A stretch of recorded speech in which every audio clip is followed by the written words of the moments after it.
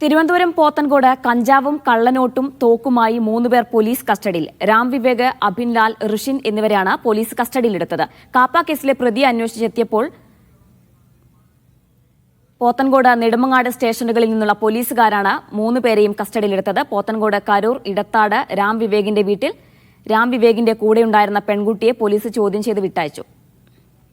സിജോ വിജോനുണ്ട് വിശദാംശങ്ങൾ നൽകാൻ. സിജോ, എന്താണ് സംഭവം? കൂടുതൽ വിവരങ്ങൾ എന്താണ്? കാപ്പ കേസ് പ്രതിയാണ് അനന്തു. ഈ അനന്തുവിനെ കസ്റ്റഡിയിൽ എടുക്കാൻ വേണ്ടിയിട്ടാണ് പോലീസ് സംഘം എത്തുന്നത്. ഈ രാം പോത്തൻകോട് കരൂർ ഇടത്തോട് രാം വിവേകിന്റെ വീട്ടിലാണ് ഇവർ എത്തുന്നത്. ആ സമയത്ത് നടത്തിയ പരിശോധനയിലാണ് ഈ വീട്ടിൽ നിന്ന് കഞ്ചാവും കള്ളനോട്ടും അതോടൊപ്പം തന്നെ തോക്കും പിടികൂടിയിരിക്കുന്നത്. ഈ രാം വിവേക് അതോടൊപ്പം തന്നെ അഭിലാഷ്, ഋഷിൻ എന്നിവരെയാണ് പോലീസ് കസ്റ്റഡിയിൽ എടുത്തിരിക്കുന്നത്.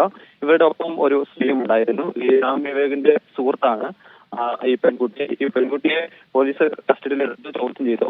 ഇപ്പോൾ ലഭിക്കുന്നതിനനുസരിച്ച് പെൺകുട്ടിക്ക് കാര്യമായ ബന്ധം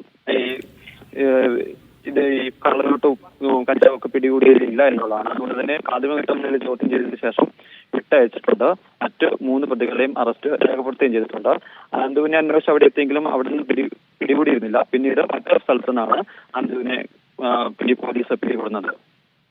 ശരി, തിരുവനന്തപുരം പോത്തൻകോടാണ് കഞ്ചാവും കള്ളനോട്ടും തോക്കുമായി 3 പേരെ പോലീസ് പിടികൂടിയത്. വിശദാംശങ്ങളാണ് സിജോ വിജോൻ നൽകിയത്.